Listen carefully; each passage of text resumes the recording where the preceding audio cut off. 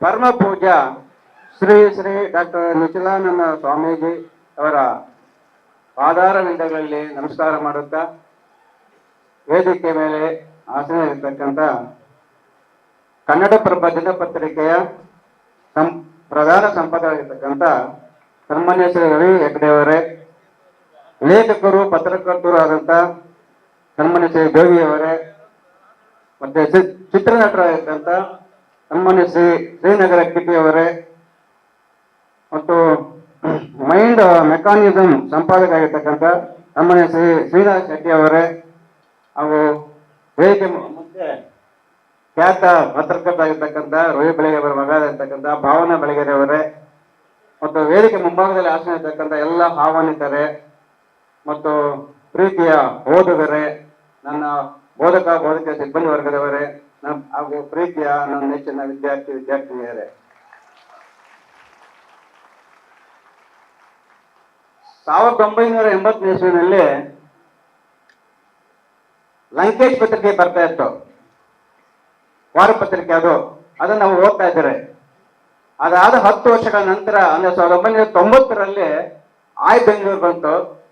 ನಿಮಗೆ ಗೊತ್ತಿರಲಿ, ಬಂದ ಕೇವಲ 3 ತಿಂಗಳಲ್ಲಿ ಅದು ಎಷ್ಟು ಪ್ರಖ್ಯಾತಿ ಆಯ್ತು ಅಂತಂದ್ರೆ, ನಾವು ಹಾಸ್ಟೆಲ್ ಇದ್ದೀರಿ, ಹಾಸ್ಟೆಲ್ ಬರ್ತಾ ಇತ್ತು, ಅದು ಪ್ರತಿ ಬುಧವಾರ ಬರ್ತಾ ಇತ್ತು.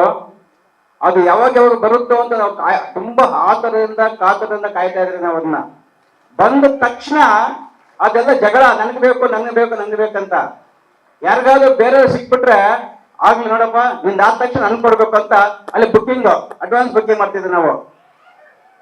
ಅಷ್ಟು ಅಂದ್ರೆ ಊಟನೂ ಮಾಡ್ತೇವೆ ನಾವು. ಅದು ಪತ್ರಿಕೆ ಓದಿ ನಂತರ ತೃಪ್ತಿಯಿಂದ ಸಂತೋಷದಿಂದ ನಾವು ಊಟಕ್ಕೆ ಹೋಗ್ತಾ ಇದ್ದಾರೆ.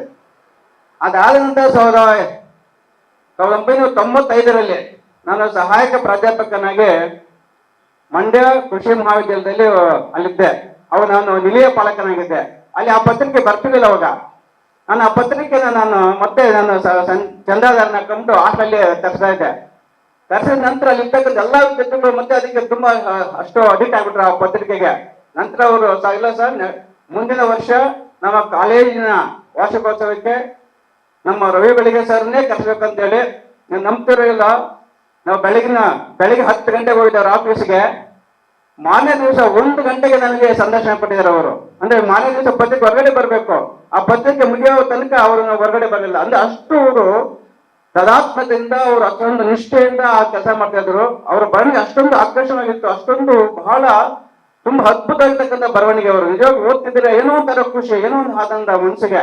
ಅಂತ ಅದ್ಭುತ ಲೇಖಕರ ಮಗಳಾಗಿರ್ತಕ್ಕಂಥ ಭಾವನಾ ಬೆಳಗೆರೆ ಅವರು ಓಮನಸ ಪತ್ರಿಕೆನ ಮತ್ತೊಮ್ಮೆ ಅವರು ನಮ್ಮ ಓದುಗರಿಗೆ ಸಮರ್ಪಣೆ ಮಾಡ್ತಿದ್ದಾರೆ. ಅದು ತುಂಬಾ ಅದ್ಭುತ ಆಗಿರ್ತಕ್ಕಂಥ ಒಂದು ಮಾಸ ಪತ್ರಿಕೆ. ಅದರಲ್ಲಿ ತುಂಬಾ ಅಪರೂಪದಲ್ಲಿರ್ತಕ್ಕಂಥ ವಿಚಾರಗಳನ್ನ, ಸಂಗತಿಗಳನ್ನ ತಾವು ಓದ್ಬೋದು. ದಯಮಾಡಿ ಓದಿ, ನಿಮ್ಮ ಕನ್ನಡ ಭಾಷೆ ಸುಧಾರಣೆ ಆಗುತ್ತೆ, ನಿಮಗೆ ಸಾಮಾನ್ಯ ಒಂದು ವಿಚಾರ ಜ್ಞಾನ ಹೆಚ್ಚಾಗುತ್ತೆ. ನಾವೆಲ್ಲರೂ ಓದುವ ಮುಖಾಂತರ ಆ ಪತ್ರಿಕೆಗೆ ಶುಭವಾಗಲಿ, ಒಳ್ಳೆ ಯಶಸ್ಸು ಬರಲಿ ಅಂತೇಳಿ ಹಾರೈಸಿ ನಾನು ಮಾತು ಮುಗಿಸ್ತಾ ಇದ್ದೀನಿ. ಜೈ ಹಿಂದ್, ಜೈ ಕರ್ನಾಟಕ.